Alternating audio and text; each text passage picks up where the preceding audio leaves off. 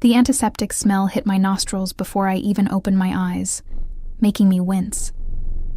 Beeping monitors provided a steady rhythm, like metronomes counting down seconds I might not have left. My throat felt raw, scraped from the inside, and something sharp pulled at my arm whenever I tried to move. I blinked against the harsh fluorescent lights, squinting as shapes gradually came into focus. Hospital room. The realization washed over me in a cold wave. What happened?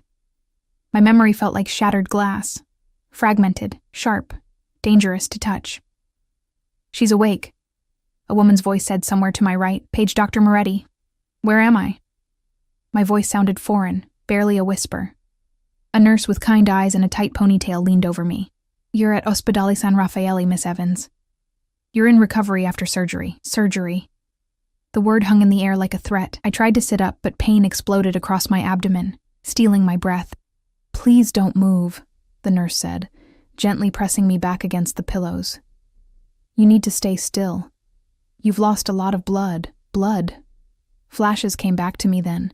Screeching tires, breaking glass, the metallic tang of blood filling my mouth. The car accident. I'd been driving home from my late shift at the restaurant, rain slashing against my windshield, when headlights had appeared from nowhere. "How bad?" I managed to ask. The nurse checked my IV, avoiding my gaze. "The doctor will explain everything." That's when I noticed the two men standing by the door. They wore identical black suits, earpieces, and expressionless faces. Their presence seemed as out of place in this sterile environment as a loaded gun at a christening. A chill ran through me that had nothing to do with the hospital's aggressive air conditioning. I knew what those men meant. They could only be here for one reason. Alessandro Russo. The name floated through my mind like a prayer or a curse. I wasn't sure which anymore. It had been 6 months since I'd first seen him at Trattoria Belnoti, where I worked as a waitress. 6 months since my life had changed irrevocably. The door opened, and a doctor entered, clipboard in hand, eyes tired but alert. "Miss Evans, I'm Dr. Moretti. How are you feeling?" "Like I've been hit by a truck," I said, then almost laughed at the literal truth of it. "A BMW X7, actually," Dr. Moretti said without a hint of humor. "You're very lucky to be alive." Lucky wasn't the word I'd use, especially not if Alessandro knew I was here. The thought made my heart monitor spike, which didn't escape the doctor's notice. "Try to stay calm," he said. "Your injuries were severe: internal bleeding, ruptured spleen, broken ribs.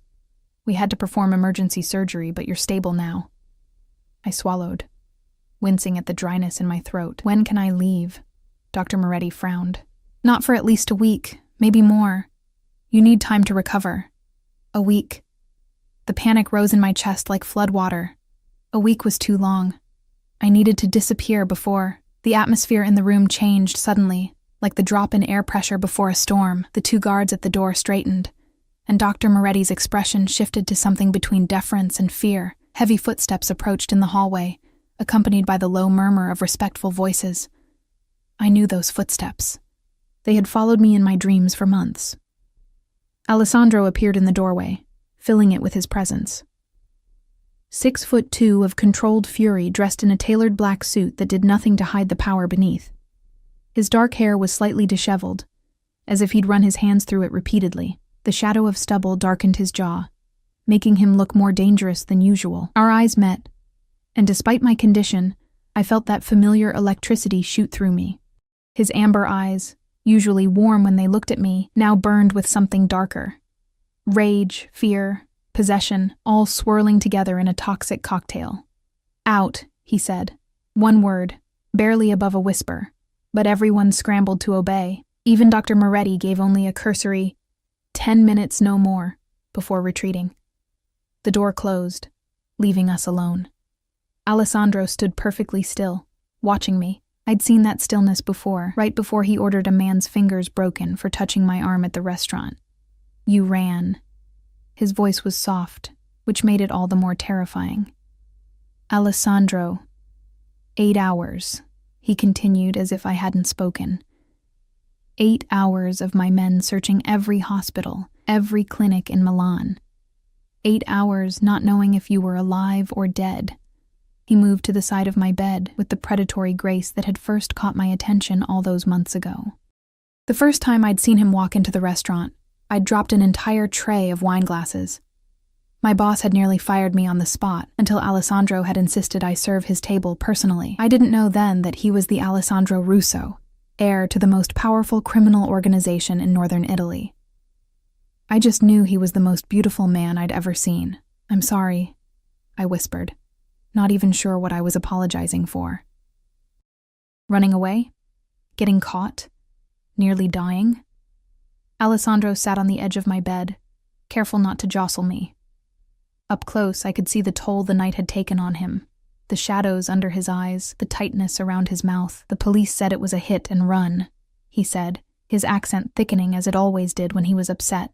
"They said you were conscious when the ambulance arrived, that you spoke." I closed my eyes, trying to remember. Flashing lights, paramedics, pain like I'd never known, and yes, trying to speak through blood-filled lungs. "They said my name was the last word you spoke before you lost consciousness." Alessandro's hand found mine, his fingers surprisingly gentle as they intertwined with my own. "Why, Isabella? Why my name when you were running from me?" The truth stuck in my throat. How could I explain that even as I fled from him, he was still my first thought in what I believed were my final moments, that despite everything, some part of me still belonged to him? "I wasn't running from you," I lied. His fingers tightened fractionally around mine. "Do not lie to me. Not now. Not after I got that call." Something raw entered his voice. Something I'd never heard from him before. "Do you know what it's like to be told at 2 a.m. that the woman you—" He stopped, jaw clenching. "That you're in surgery, possibly dying, and my name was the last word on your lips." I couldn't meet his gaze. "I was trying to protect you." A sound somewhere between a laugh and a growl escaped him. "Protect me? Me?" His free hand gently tilted my chin up, forcing me to look at him. "I have 200 men who would die at a word from me. I control half of Milan, and you thought you needed to protect me?" "From the truth," I whispered. Something flickered across his face. Uncertainty. Perhaps the first I'd ever seen in him. What truth? I'd rehearsed this moment 1,000 times in my head over the past week, since I'd discovered my secret. But now, broken and trapped in this hospital bed, the words seemed impossible to form. "Isabella."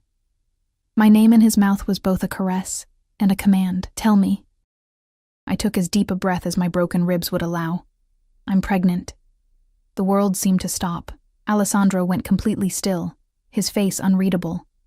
For a man who lived his life in constant motion, commanding, deciding, controlling, this utter stillness was terrifying. "You're carrying my child," he finally said. Not a question. I nodded. "I found out last week. And you ran." His voice was dangerously quiet. "You took my child and ran." "It's not like that," I protested. I needed time to think, to figure out what to do. What to do. His eyes narrowed. "There is nothing to do. You are mine. The child is mine." The possessiveness in his voice sent a shiver down my spine, half fear, half something else I didn't want to name. This was exactly why I'd run. Alessandro Russo didn't share what he considered his. "I can't be part of your world, Alessandro. Your enemies will never touch you," he interrupted, fierce determination hardening his features. "Or our child." He stood suddenly, pulling out his phone and barking orders in rapid Italian. I caught words like security and private floor, and my stomach sank. This was happening too fast. "Alessandro, please," I said when he finished his call. "We need to talk about this." He returned to my bedside, his expression softening marginally. "We will talk, cara mia, about why you thought you could leave me. About how you nearly got yourself and our child killed." His hand moved to hover over my stomach, not quite touching. "But first, we make sure you both are safe." The door opened, and a stream of men entered.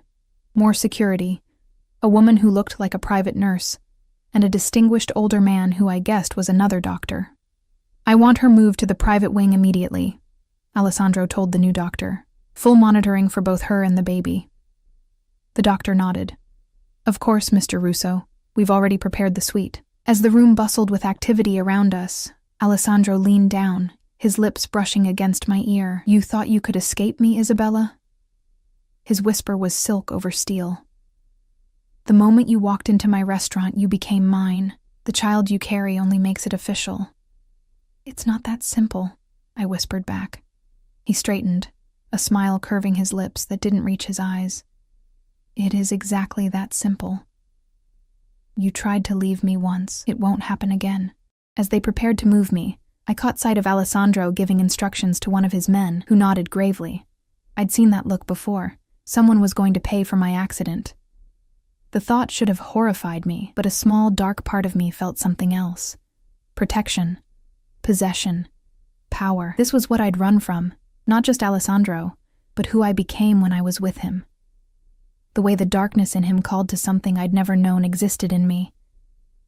As they wheeled me out of the room, Alessandro walked alongside, his hand not leaving mine. Despite everything, my injuries, my fear, my uncertain future, I felt that treacherous sense of safety in his presence. You will never leave me again, Alessandro said, quiet enough that only I could hear. Not a threat, but a promise. I will burn this city to the ground before I let you go, and God help me. Part of me believed him. Part of me wanted him to. The private hospital suite Alessandro had arranged for me was more luxurious than any hotel I'd ever stayed in. Cream-colored walls, plush furniture, and a view overlooking Milan's skyline that would have cost thousands at a high-end hotel. Not that I could appreciate it much from my hospital bed. 3 days had passed since my transfer. 3 days of constant monitoring, hushed medical consultations, and Alessandro's overwhelming presence. He'd barely left my side, conducting his business from a makeshift office in the corner of my room, speaking in rapid Italian on his phone, voice dropping to dangerous whispers whenever something displeased him. You need to eat more, he said now, eyeing the half-finished bowl of soup on my tray. He sat in the chair beside my bed, jacket discarded, sleeves rolled up to reveal forearms corded with muscle. Even in this casual state, power emanated from him like heat from a flame. I'm not hungry, I replied, pushing the tray away. The medication made food taste like cardboard. Alessandro's jaw tightened. The baby needs nourishment. The baby. Every time he mentioned our child, something shifted in his eyes, a possessiveness even deeper than what he felt for me. It terrified and fascinated me in equal measure. The doctor said I'm doing fine, I countered. Both of us are. Fine is not enough. Alessandro pushed the tray back toward me. 3 more bites, at least. I sighed, but picked up the spoon again. This was the new normal. Alessandro micromanaging every aspect of my recovery, from my medication schedule to my meal plans to the room's temperature. Any attempt at independence was met with that dark look that brooked no argument.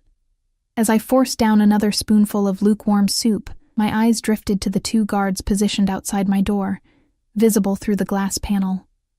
They hadn't moved in hours, like statues in expensive suits. Are they really necessary? I asked, nodding toward the men. Alessandro didn't even look up from the document he was reviewing. Yes. We're in a hospital, Alessandro. A private floor with restricted access. Who could possibly? The driver of the car that hit you is still out there. He cut me off, his accent thickening as it always did when he was angry. Until I know who was behind it, you don't go anywhere without protection. A chill ran through me. You think someone targeted me deliberately? His eyes met mine, and the coldness in them made me shiver. The accident happened 2 hours after you left my house, on a deserted road. The driver didn't stop, didn't call for help. You think this is coincidence? I hadn't considered that possibility. In my mind, it had been just bad luck, wrong place, wrong time. But Alessandro lived in a world where there were no accidents, only calculations. Who would want to hurt me? I asked, my voice smaller than I intended. Alessandro set down his papers, giving me his full attention. Someone wanting to hurt me, cara mia, and they nearly succeeded. The intensity in his gaze made me look away. It was too much sometimes, being the focus of a man like him. like staring directly at the sun. "What aren't you telling me?" I asked. He was silent for so long, I thought he wouldn't answer. Finally, he stood, moving to the window with his back to me. Against the backdrop of Milan's skyline, his silhouette looked imposing, shoulders broad beneath his crisp white shirt. "There's been a power struggle within the Calabrian families," he said eventually. "Territories in dispute, business arrangements questioned." I knew enough about Alessandro's world to understand what business arrangements meant. Though he owned legitimate enterprises, restaurants, nightclubs, shipping companies, they were merely the facade for the empire his grandfather had built and his father had expanded. An empire Alessandro now controlled with ruthless efficiency. And they would target me to get to you? The thought made my stomach turn. It would not be the first time enemies have tried to use personal attachments against me. Something haunted flickered across his face, though they usually have better intelligence. Meaning, Alessandro turned back to me. "Few people knew about us. I kept you separate from that part of my life. Protected. The irony wasn't lost on me. Protected. Yet here I am." His expression darkened. "This wouldn't have happened if you hadn't run." And there it was, the accusation that had been simmering beneath the surface since I'd regained consciousness. I'd tried to flee, and in doing so, had stepped out from under his shield of protection. "I didn't know," I said softly. "I didn't think." "No, you didn't." His voice was sharp. "You didn't think about the consequences, about the danger. You just decided to take my child and disappear." Anger flared through me, hot and sudden. "Your child? Is that all this is about? Your possession? Your heir?" Alessandro moved back to the bed with that fluid grace that had first captivated me, sitting on the edge so close I could smell his cologne, sandalwood and something darker, more primal. "You know it's not," he said quietly, dangerously. "You know what you are to me." But I didn't, not really. In the 6 months we'd been together, Alessandro had never defined what we were. He'd pursued me relentlessly after that first night at the restaurant, showering me with attention, drawing me into his orbit until I was spinning helplessly around him. He'd made me his in every way a man could make a woman his, but he'd never once spoken of love. "Tell me then," I challenged, the words escaping before I could reconsider. "What am I to you, Alessandro?" His hand found mine, fingers interlacing with practiced familiarity. "Everything," he said simply, as if it were obvious. "You are everything." It wasn't the declaration I'd been hoping for, but from a man like Alessandro, perhaps it was as close as I would get. A man who had been taught since childhood that emotions were weakness, that vulnerability was death. "Is that why you kept me hidden away?" I asked. "Because I'm so important?" His grip tightened. "I kept you separate to keep you safe. My world is not kind to outsiders." "And now?" Alessandro's thumb traced circles on my palm, the gesture at odds with the intensity in his eyes. "Now everyone will know you are under my protection. Now no one will dare touch what's mine." Before I could respond, a soft knock came at the door. One of Alessandro's men entered, leaning in to whisper something in his ear. I watched Alessandro's expression harden, a muscle ticking in his jaw. "Are you certain?" he asked, receiving a nod in response. "Bene, bring the car around." "I'll be down in 20 minutes. The man disappeared as silently as he'd arrived, leaving us alone again. Alessandro stood, straightening his cuffs with deliberate precision. "You're leaving?" I asked, hating how vulnerable I sounded. "There's business I must attend to." His voice had changed, become colder, more distant. The voice he used when he stepped back into his other role, not my Alessandro, but Alessandro Russo, heir to the Russo crime family. Fear gripped me. "It's about the accident, isn't it? You found something." He didn't deny it. "We may have identified the driver." "Alessandro," I reached for his hand, panic rising in my throat. "Don't do anything." "Anything what?" he asked, voice dangerously soft. "Anything illegal? Anything violent?" He leaned down, his face inches from mine. "The man tried to kill you, tried to kill our child."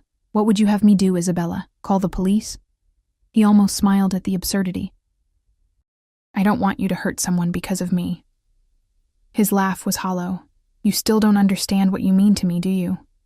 His hand cupped my cheek, gentle despite the storm in his eyes. I would tear apart anyone who threatened you, without hesitation or regret. The worst part was, I believed him. I'd seen glimpses of what Alessandro was capable of, the coldness that came over him when his authority was challenged, the quiet menace in his voice when he gave certain orders. I'd chosen to ignore those moments, to pretend they belonged to someone else, not the man who held me with such tenderness in the dark. Please, I whispered. Not even sure what I was begging for, Alessandro's expression softened fractionally. Rest, cara mia, you need your strength. He pressed a kiss to my forehead, lingering there as if memorizing my scent. I'll return before morning. After he left, the room felt emptier, colder despite the carefully regulated temperature. One of his men took up position just inside my door. Alessandro never left me completely unguarded, but his stoic presence only emphasized the absence of his boss. Night fell over Milan, lights twinkling across the cityscape like earthbound stars. I dozed fitfully, dreams punctuated by screeching tires and shattering glass. By Alessandro's voice calling my name from a great distance. I woke sometime after midnight to find a nurse checking my vitals. She smiled reassuringly, adjusting my IV. How are you feeling, Miss Evans? She asked in accented English. Better, I lied. My ribs still ached with each breath, and worry for Alessandro gnawed at me more painfully than any physical injury. That's good. Mr. Russo will be pleased. The casual way she said his name reminded me of how thoroughly Alessandro had taken over this hospital floor. Everyone from the cleaning staff to the head surgeon treated him with a mixture of deference and fear. After she left, I found myself unable to fall back asleep.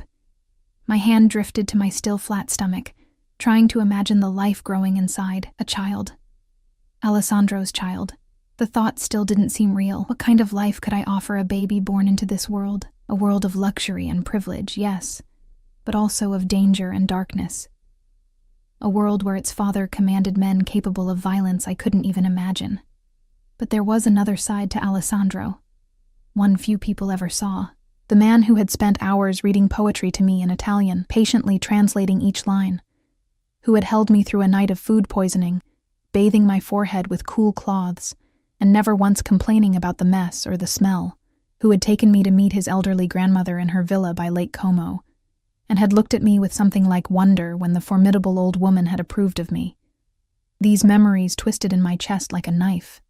This was why I'd run.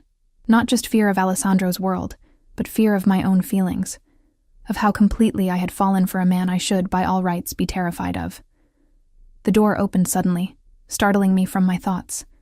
Alessandro entered, and my heart stuttered at the sight of him. His perfect suit was gone, replaced by a simple black sweater and trousers. There was a darkness in his eyes I'd never seen before, something haunted and hungry at once. You should be sleeping, he said, his voice rougher than usual. I was waiting for you. It wasn't what I'd planned to say, but it was true nonetheless. Alessandro moved to the bed, sitting on the edge with none of his usual grace. Now that he was closer, I could see the tension in his shoulders, the tightness around his mouth. Did you... I couldn't finish the question. We found him, Alessandro said, confirming my fears. A hired hand, paid to make it look like an accident. His hand found mine in the darkness, squeezing almost painfully. He told us who hired him. I swallowed hard. Who? Vittorio Conti. The name meant nothing to me, but Alessandro spat it like poison. A business associate who thought he could use you to send me a message. The clinical way he described it made me shiver. A message? That I have vulnerabilities. His eyes met mine, filled with an emotion I couldn't name. That I can be hurt through them. And did you... Again, I couldn't finish. Alessandro's smile was cold, nothing like the warm ones he reserved for me in private moments. Conti will never threaten anyone again. I should have been horrified, should have recoiled from the implication in his words. Instead, I felt a treacherous relief knowing the threat was eliminated, knowing Alessandro had ensured our safety in the only way he knew how. Come here, I whispered, shifting painfully to make room beside me on the bed. Alessandro hesitated, then carefully arranged himself next to me. Mindful of my injuries, his arm slid beneath my shoulders, cradling me against his chest, where I could hear the steady rhythm of his heartbeat. "I thought I'd lost you," he murmured into my hair, "when I got that call, when they said you might not make it through surgery. I've never known fear like that." The admission shocked me. Alessandro Russo didn't admit to fear, to weakness of any kind. "I'm still here," I said softly. His hold tightened fractionally. "You tried to leave me." There was no accusation in his voice now, only a raw vulnerability that made my throat tight. "I was scared," I confessed. "Not of you, but of how much I needed you. Of what that meant for me, for my life. And then when I found out about the baby, you thought I wouldn't want it." There was genuine hurt in his voice. "I thought you might see it as an obligation, another possession, not as a miracle." Alessandro finished for me, his voice so low I barely heard it. His hand moved to rest over my stomach, warm and protective. "That's what you are to me, Isabella, you and this child, a miracle I never thought I deserved." The words hung in the air between us, more intimate than any declaration of love. In Alessandro's world, where everything had a price, where loyalty was bought and sold like any commodity, the concept of something undeserved, something given freely without expectation, was perhaps the closest thing to sacred he understood. "Stay with me," he said. And it wasn't a command this time, but a request. "Not because I'm forcing you, not because of the baby. Stay because you choose me, as I've chosen you." I turned my face into his chest, breathing in his scent, feeling the solid strength of him against me. "And if I choose to leave your world behind? If I can't live like this, surrounded by guards, always looking over my shoulder?" Alessandro was quiet for a long moment. "Then I would follow you," he finally said, "even if it meant leaving everything else behind." It was a lie, I knew. Alessandro could no more leave his world than a king could abdicate and expect to live in peace. There would always be enemies, always be threats, always be the specter of his past following us. But in that moment, with his arms around me, and his child growing within me, I allowed myself to believe it could be true. Morning light filtered through the blinds when I woke, casting golden stripes across Alessandro's sleeping form. He looked different in sleep, younger, the hard lines of his face softened, almost innocent if you didn't know the blood on his hands. I studied him, memorizing each detail, the dark sweep of his eyelashes, the slight curl at the ends of his hair, the small scar at the corner of his jaw from some fight he'd never told me about. In sleep, I could almost pretend he was just a man, not a criminal kingpin who controlled half of Milan. My movement must have disturbed him because his eyes opened, instantly alert. Alessandro never woke gradually. It was as if some part of him remained vigilant even in sleep, ready for danger at any moment. "Good morning," I whispered. His lips curved into that rare, genuine smile that still made my heart skip. "Morning, cara mia." He glanced at his watch. "I let you sleep later than usual. How do you feel?" "Better." It wasn't entirely a lie. My body still ached, but the fog of medication had lifted somewhat, leaving my mind clearer than it had been in days. Alessandro propped himself up, studying me with that intense gaze that seemed to catalog every detail. "The doctor will be here at 10 to check on you. If your progress continues, we might be able to move you by the end of the week." "Move me?" I echoed. "To where?" "My house in Lake Como," he said, as if it were already decided. "It's private, secure. You can recover there in peace." I hesitated. His Lake Como property was a fortress disguised as a villa, staffed entirely by his people. Once there, I'd be completely in his world, isolated from everything familiar. "Alessandro, I have my own apartment, my job." "Your apartment isn't secure," he cut me off, his tone hardening. "And you won't be returning to that restaurant." The casual dismissal of my life, modest as it was, sparked a flare of defiance. "You can't just decide that for me." I can, and I have. He sat up fully now, authority settling over him like a cloak. The situation has changed, Isabella. You're carrying my child. Your safety is non-negotiable. And what about what I want? I struggled to sit up, wincing as pain shot through my ribs. What about my choices? Alessandro's jaw tightened, that muscle ticking in his cheek. Your choice nearly got you killed. The accusation stung, partly because there was truth in it. If I hadn't run, if I hadn't been on that dark road alone. That's not fair, I said, voice trembling slightly. Fair? He almost laughed. Nothing about this situation is fair. Nothing about my life has ever been fair. Alessandro ran a hand through his hair, a rare gesture of frustration. I didn't ask to be born into this family, this legacy, but I've done what was necessary to protect what's mine, including you. There was that word again, mine, as if I were another asset in his portfolio, another territory to be defended. I'm not one of your possessions, Alessandro. His eyes darkened. No, you're much more valuable. Before I could respond, a knock came at the door. One of Alessandro's men entered, his expression grim. Scusa, boss. You're needed downstairs. Now. Alessandro stood, immediately transforming into the man his enemies feared. Wait outside. When the door closed, he turned back to me. We'll continue this discussion later. For now, you stay in this room. Paolo will be right outside. What's happening? I asked, alarm rising in my chest. Alessandro hesitated, then sighed. The Conti family is making noise about Vittorio's disappearance. It's nothing to concern yourself with. But I could see it in his eyes. This was serious. Blood called for blood in his world. The cycle of violence never truly ended. It just paused occasionally to gather strength. Be careful, I said, hating how my voice betrayed my fear. Something softened in his expression. He leaned down, pressing a kiss to my forehead, then my lips, gentle, almost reverent. Always, cara mia. Rest, I'll return soon. After he left, the silence in the room felt oppressive. I lay back against the pillows, hand instinctively moving to my stomach. The baby was barely more than a collection of cells at this point, too small to make its presence known. Yet it had already altered the course of my life irrevocably.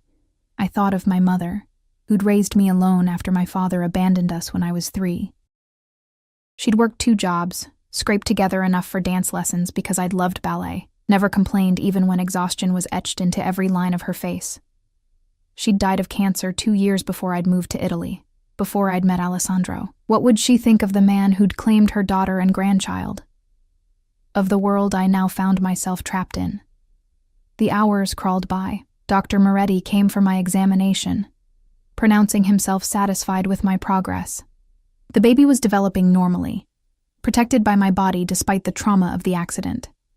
A miracle, he called it, echoing Alessandro's words from the night before. By afternoon, restlessness had set in. I convinced one of the nurses to help me to the bathroom, then to sit in the chair by the window. Milan sprawled before me, beautiful and oblivious to the power struggles playing out in its shadows. Paolo remained stationed outside my door, his presence a constant reminder that I wasn't truly free to leave. I wondered if I ever would be again. The door opened around 4, but it wasn't Alessandro who entered. Instead, a woman stepped into the room, tall, elegantly dressed in a cream suit, with Alessandro's amber eyes and sharp cheekbones. So you're the famous Isabella, she said, appraising me with a coolness that made me instinctively straighten despite my injuries. I'm Sofia, Alessandro's sister. I'd heard of her, of course. Alessandro rarely spoke of his family, but I knew Sofia ran the legitimate side of the Russo businesses, the restaurants, the import company, the real estate holdings. The public face that allowed the darker operations to remain hidden. He didn't mention you were coming, I said, suddenly conscious of my hospital gown and unwashed hair. Sofia's smile didn't reach her eyes. My brother doesn't tell me everything, nor I him. She moved into the room with the same fluid grace Alessandro possessed, a family trait perhaps. I came as soon as I heard what happened to Vittorio Conti. My heart rate quickened. I don't know anything about that. Of course you don't. She sat in the chair opposite me, crossing her legs. Alessandro would never burden you with such unpleasantness. There was something in her tone, not quite mockery, but close, that raised my defenses. What do you want, Sophia? She studied me for a moment, head tilted slightly. Curious. I see now why my brother is so fascinated by you. You have spirit. I'm not a curiosity to be studied, I snapped. No? Her eyebrow arched. That's exactly what you are to our family, Isabella. An anomaly. Alessandro has never brought a woman into our world before, never risked exposure for someone outside the family. I didn't ask to be brought into your world. Yet here you are. Sophia leaned forward, and now, I hear, carrying the next generation of Russos. The way she said it made my skin crawl, as if my baby were merely a continuation of a dynasty, not a person. What I want, Sophia continued, is to understand what my brother sees in you that's worth upending decades of tradition, worth starting a war with the Conti family. A war? Fear coiled in my stomach. What are you talking about?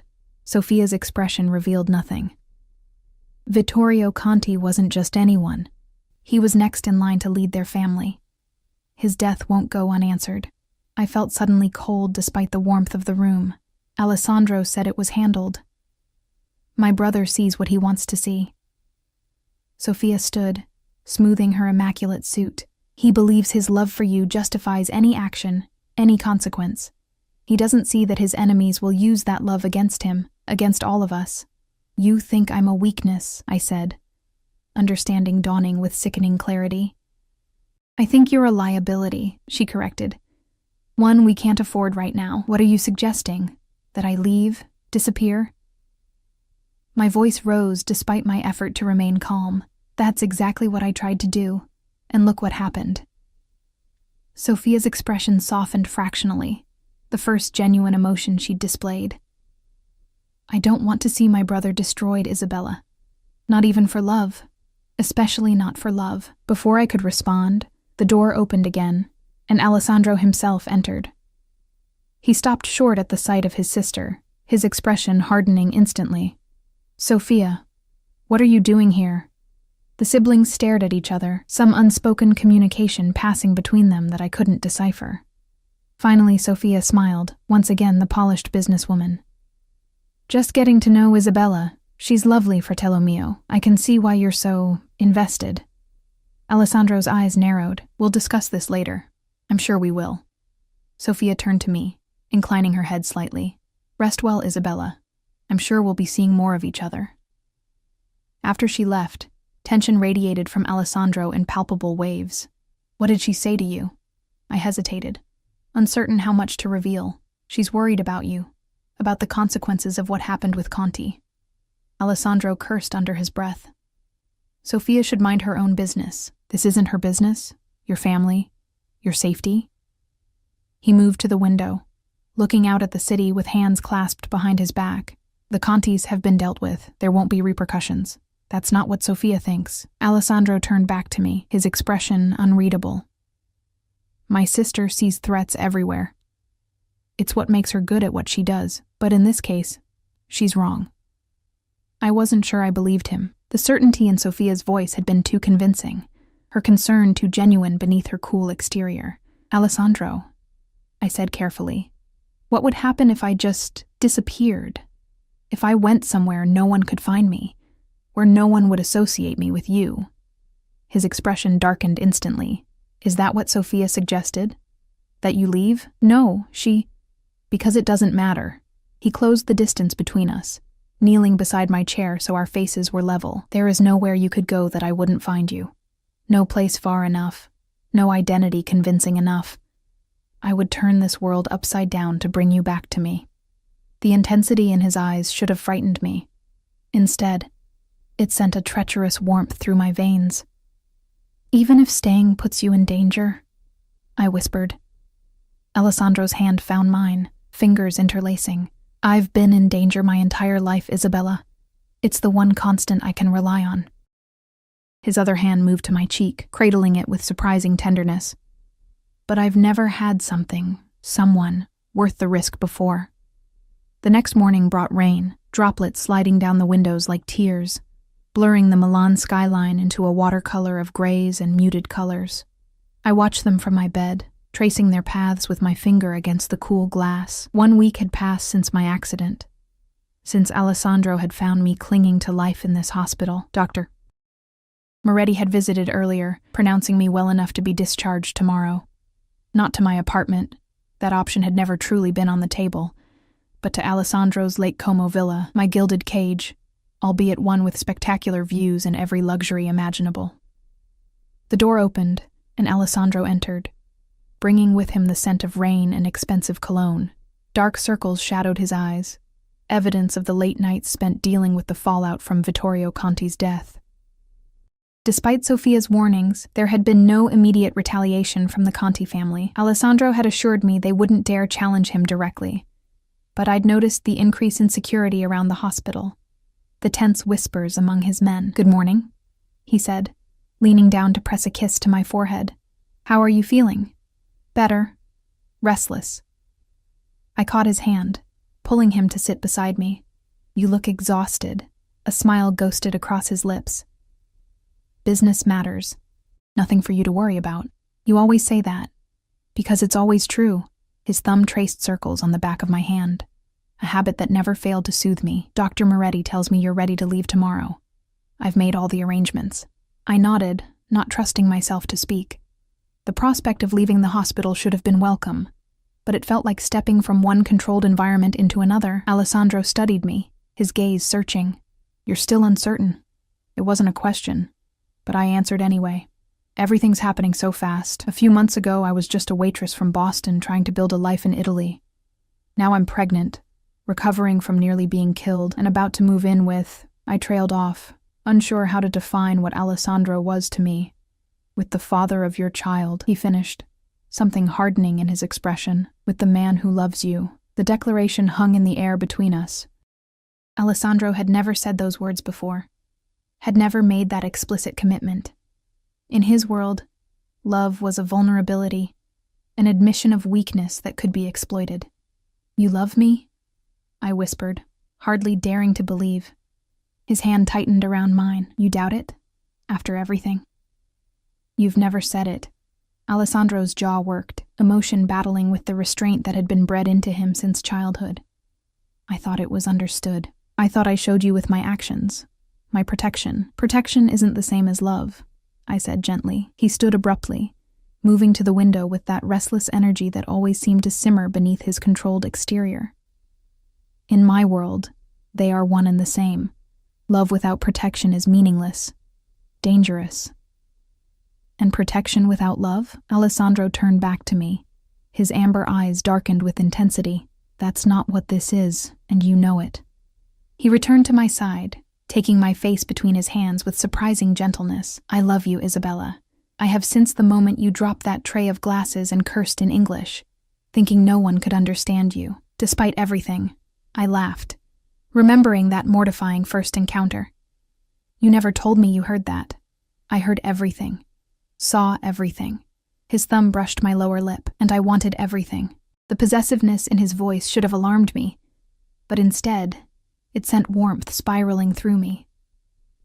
In a life where Alessandro controlled vast criminal enterprises, commanded the loyalty of hundreds of men, his fixation on me, ordinary, unremarkable me, still seemed like something from a dream. "I love you too," I admitted. The truth I'd been running from for months. "That's what terrifies me. Not your world, not the danger, but how completely I've fallen for you. How willing I am to accept things I once thought unforgivable." Alessandro's expression softened, vulnerability showing through the cracks in his armor. "We shape each other, cara mia. You've changed me too, more than you know." A knock at the door interrupted us. One of Alessandro's men entered, his expression grave. "Boss, there's a situation downstairs. Police." Alessandro's demeanor changed instantly, all softness vanishing. "What do they want?" "They're asking about Conti, and..." The man hesitated, glancing at me. "They're asking about Miss Evans. They have questions about her accident." My heart rate spiked, the monitor beside my bed betraying my panic with quickened beeps. Alessandro placed a calming hand on my arm, though his own tension was evident in the set of his shoulders. Tell them Miss Evans is still recovering and cannot be disturbed.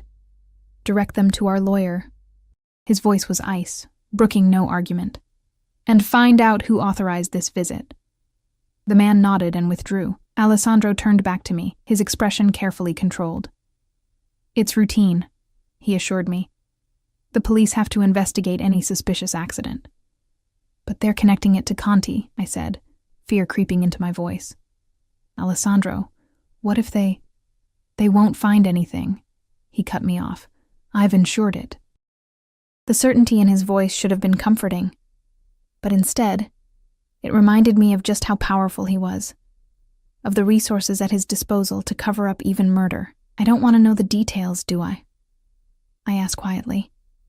Alessandro studied me for a long moment. No, he finally said. You don't. The honesty in his answer was strangely reassuring. At least he wouldn't lie to me, wouldn't pretend his hands were cleaner than they were. What happens now? I asked. Nothing changes. We leave for Lake Como tomorrow as planned.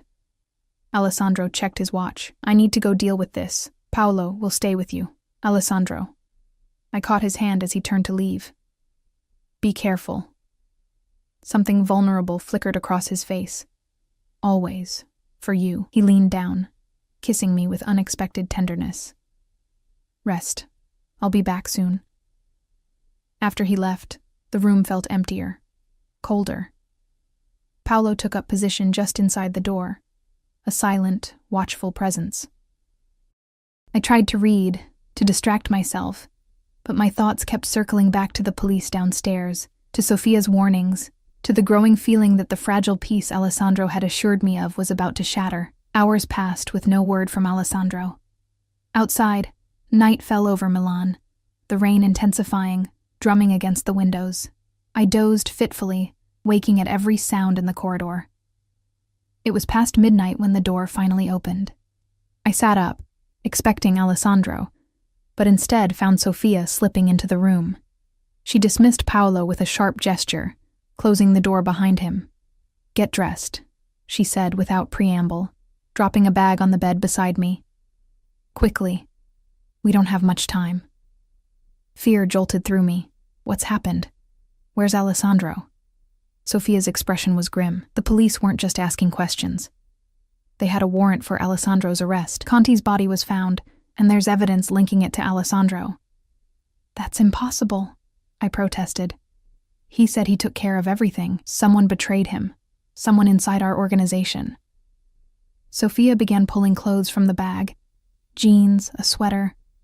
Practical items I hadn't worn since entering the hospital. The point is, they took him in for questioning 2 hours ago. My hands trembled as I reached for the clothes. He'll get out though, right? He has lawyers, connections. This isn't just about Conti anymore.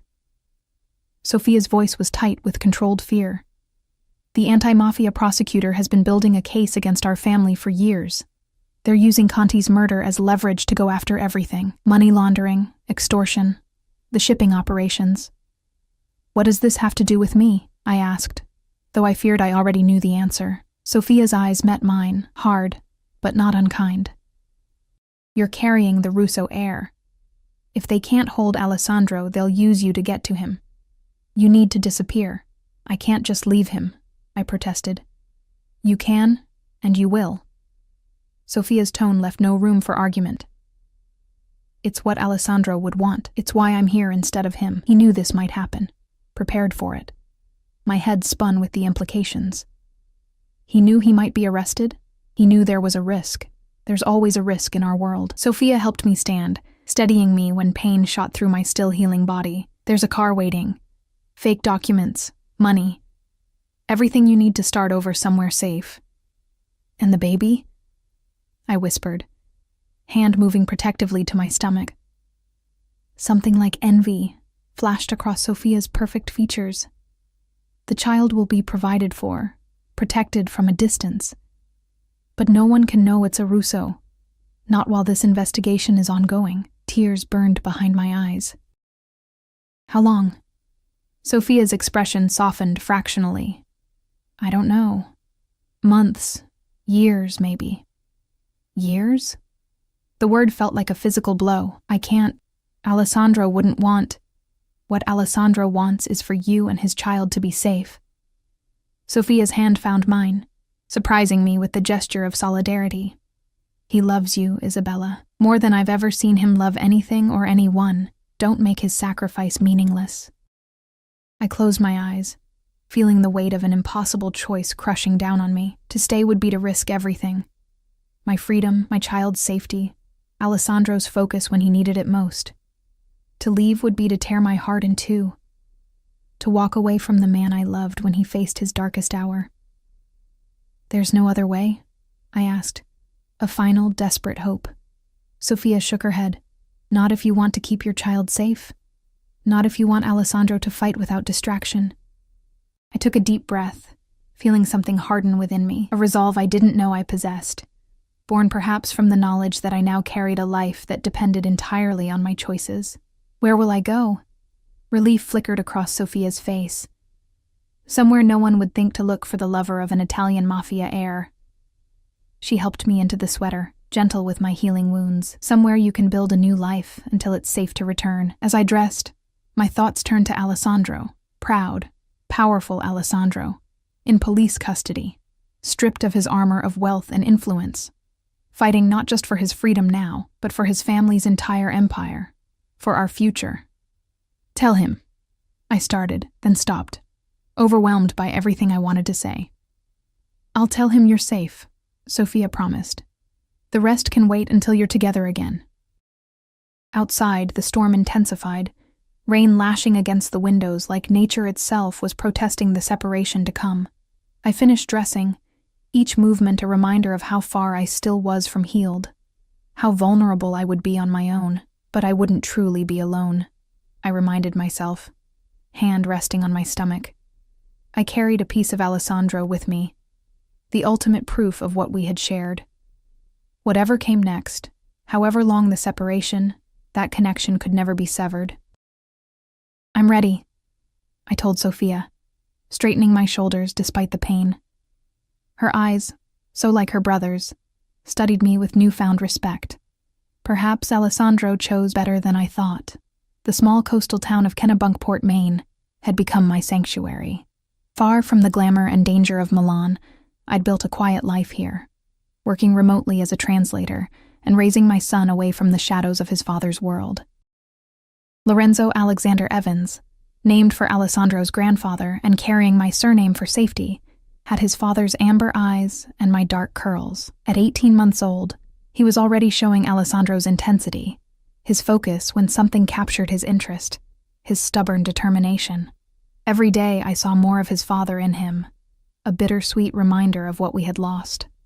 Snow fell outside the windows of our small cottage, the December evening drawing in early. I decorated a modest Christmas tree in the corner, more for Lorenzo than myself. The holidays were hardest, times when families should be together, when the absence of Alessandro felt like a physical ache. I had heard nothing directly from him in 2 years. Sophia's occasional encrypted messages were my only connection to my former life. A as well. Case proceeding slowly. Stay hidden. Nothing personal, nothing to trace, nothing to ease the loneliness that had become my constant companion. Lorenzo babbled happily in his playpen, showing me a wooden block with exaggerated pride. I smiled, crossing the room to kneel beside him. That's wonderful, Tesoro, I said, using the Italian endearment without thinking. I tried to keep Italian alive for him, a connection to the heritage that was his birthright, even if he might never claim it. A knock at the door froze me mid-movement. No one knocked on my door here. I kept to myself, friendly but distant with neighbors, careful never to form connections that might lead to questions I couldn't answer. Fear, dormant but never truly gone, surged through me. I scooped Lorenzo into my arms, backing toward the rear door where a car with a full tank of gas was always ready. We had escaped once. I was prepared to do it again if necessary. The knock came again, more insistent. Then a voice, a woman's voice with a familiar Italian accent. Isabella, it's Sophia. Open the door. Relief and fresh anxiety warred within me. Sophia wouldn't come in person unless something significant had happened. Something that couldn't be communicated in a brief encrypted message. I carried Lorenzo to the door, my heart pounding as I peered through the peephole. Sophia stood on my porch, wrapped in an elegant wool coat, snow dusting her dark hair. Alone, as far as I could see. I unlocked the door with trembling fingers. "Sophia? What's happened? Is Alessandro—" "He's fine," she interrupted, stepping inside and quickly closing the door behind her. Her eyes immediately went to Lorenzo, widening slightly. "So this is my nephew." Lorenzo regarded her with solemn curiosity, his head tilting in a gesture so reminiscent of his father that my chest ached. "Why are you here?" I asked, unable to keep the fear from my voice. Sophia removed her gloves, her movements precise and deliberate as always. "The case against Alessandro has been resolved." "Resolved?" I repeated, hardly daring to hope. "What does that mean?" "It means the primary witnesses against him have recanted their testimony. The prosecutor has dropped the most serious charges. What remains is manageable." I sat heavily on the nearest chair, clutching Lorenzo closer. "How? After 2 years, suddenly it's over?" Sophia's smile was thin, knowing. "Let's just say Alessandro found leverage that was more persuasive than what the prosecutors offered their witnesses. I didn't ask for details. Some things were better left in that shadowy world I'd fled. So he's free?" My voice cracked on the word. "Conditionally. There are still legal proceedings, but he's no longer in detention." Sophia approached cautiously, her eyes never leaving Lorenzo. "May I?" I hesitated, then nodded. Sophia reached out, gently touching Lorenzo's cheek. Something that might have been tenderness flickered across her usually impassive features. "He has Alessandro's eyes," she said softly, "and his temper," I added with a small smile. Lorenzo, suddenly shy, buried his face against my neck. Sophia stepped back, resuming her businesslike demeanor. "Alessandro doesn't know I'm here," she said. "He believes you're still in Quebec, where you were initially relocated." The revelation stung. "You've been tracking me." "Of course." Sophia looked almost offended. "Did you think we would simply let you disappear? That Alessandro would allow his son to go unprotected?" I glanced toward the window, suddenly aware of implications I'd missed. "There have been people watching us all this time?" "From a distance. Discreetly." Sophia removed a small envelope from her coat pocket. "Which is why I know you've been safe, that you've created a good life here, that perhaps—" She hesitated, uncharacteristically uncertain. "That perhaps you no longer wish to return." The suggestion was like a physical blow. "What are you saying?" "I'm saying you have a choice, Isabella." Sophia placed the envelope on the small table between us. "Inside are 2 first-class tickets to Milan departing tomorrow. Alessandro will be waiting if you choose to come." "If?" I echoed, disbelieving. "You think I'd choose to stay away? That I've been hiding here by choice?" Sophia's gaze was steady, assessing. 2 years is a long time. People change. Lives are rebuilt. The woman who fled Milan was in love with my brother, yes. But that woman hadn't yet raised his child alone, hadn't built a life independent of his influence and protection. I wouldn't blame you if you'd found freedom preferable to the constraints of our world. I looked down at Lorenzo, at his perfect, innocent face. At the son who had never known his father except through the stories I told him before sleep, the Italian lullabies I sang that Alessandro had once sung to me. "I never wanted freedom from Alessandro," I said quietly. "Only safety for his child." Something like respect flickered in Sophia's eyes. "Then pack what you need. A car will come for you at 9 tomorrow morning." She turned to leave, but I called after her. "Sophia, why did you come yourself? Why not send someone else?" She paused at the door, her back to me. "Because I needed to see for myself what kind of mother my nephew had. What kind of woman had brought my brother to his knees." She glanced back, her expression softening fractionally. "I needed to know if you were worthy of the devotion Alessandro has shown you, even from behind bars." "And?" I couldn't help asking. The ghost of a smile touched her lips. "Let's just say I'm less opposed to your return than I once was." After she left, I stood frozen in place, Lorenzo squirming in my arms. The envelope sat on the table, those plane tickets representing everything I'd dreamed of for 2 years. A return to Alessandro, a chance for my son to know his father. But also a return to danger, to a world of shadows and violence that had nearly killed me once before. I put Lorenzo in his crib for a nap, then began methodically packing our essential belongings. Clothes, documents, the few mementos I'd collected of our time here. With each item I placed in the suitcase, my resolve strengthened. Whatever awaited us in Milan, whatever Alessandro had become in these 2 years of fighting for his freedom, his empire, it was where we belonged. The next morning dawned clear and cold, the snow glistening like diamonds in the early light. I dressed Lorenzo in his warmest clothes, packed the last of our things, and waited by the window, watching for the car Sophia had promised. It arrived precisely at 9, a black SUV with tinted windows. The driver, a broad-shouldered man in a dark suit, loaded our luggage efficiently while I secured Lorenzo in his car seat. "Miss Evans," the driver said with a respectful nod, "we'll be taking you directly to the private airfield. The jet is ready whenever you are." Private jet. Of course. I was returning to Alessandro's world now, where commercial flights were for ordinary people with ordinary lives. As we drove away from the cottage that had been our sanctuary, I felt a curious mixture of grief and anticipation. This quiet life had given me time to grow stronger, to become a mother worthy of Lorenzo, to find parts of myself I hadn't known existed. But it had never been complete, never been where I truly belonged. The flight to Milan passed in a blur of anxiety and hope. Lorenzo, fascinated by his first time in the air, was remarkably well behaved, charming the flight attendants with his babbling mixture of English and Italian words. Night had fallen over Milan when we finally landed. Another black car waited on the tarmac, its driver opening the door as we descended the steps from the plane. And there he stood, Alessandro. 2 years had changed him. His face was leaner, harder, new lines etched around his eyes and mouth. His hair was longer than he'd worn it before, curling slightly at the nape of his neck, but his eyes, those amber eyes that Lorenzo had inherited, were exactly as I remembered, burning with an intensity that made my breath catch. For a moment, we simply stared at each other across the distance. Then Lorenzo, spotting the unfamiliar man, pointed and said clearly, "Papa?" I froze. I had shown Lorenzo photos of Alessandro, told him stories, but had never expected him to recognize his father immediately. Alessandro's expression cracked, naked emotion washing over his face.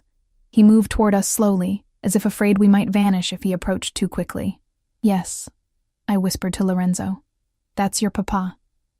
When Alessandro reached us, he didn't touch me first as I had expected. Instead, with reverent hands, he reached for his son. Lorenzo, normally shy with strangers, went to him without hesitation, as if some primal recognition passed between them. Alessandro held his son for the first time, his eyes closing briefly as if in prayer. When he opened them again, they shone with unshed tears. "He is perfect," he said, his voice rougher than I remembered. "Mio figlio," my son. Only then did his eyes meet mine again. "Isabella." My name on his lips sounded like coming home. "Alessandro," I whispered, suddenly uncertain. 2 years stretched between us like an ocean. What if we had grown too far apart? What if the connection we'd once shared had been severed by time and distance? He must have read the doubt in my face because he shifted Lorenzo to one arm and reached for me with the other, pulling me against him with gentle insistence. His familiar scent, sandalwood and something uniquely him, enveloped me, breaking down the last of my reserves. "Never again," he murmured against my hair. "I will never let you go again." I pulled back slightly to look at his face, to search for changes, for signs of what these 2 years had cost him. "Your case," Sophia said, "it's not completely resolved." "It's enough," he said firmly. "Enough that I can promise you and Lorenzo safety. A future." "In your world?" I asked, needing to be certain. A shadow crossed his face. "My world has evolved. Some businesses have been set aside. Others expanded. I made choices, Isabella, choices that would give us a chance. Understanding dawned. You've gone legitimate. As much as possible. His lips quirked in a hint of his old smile.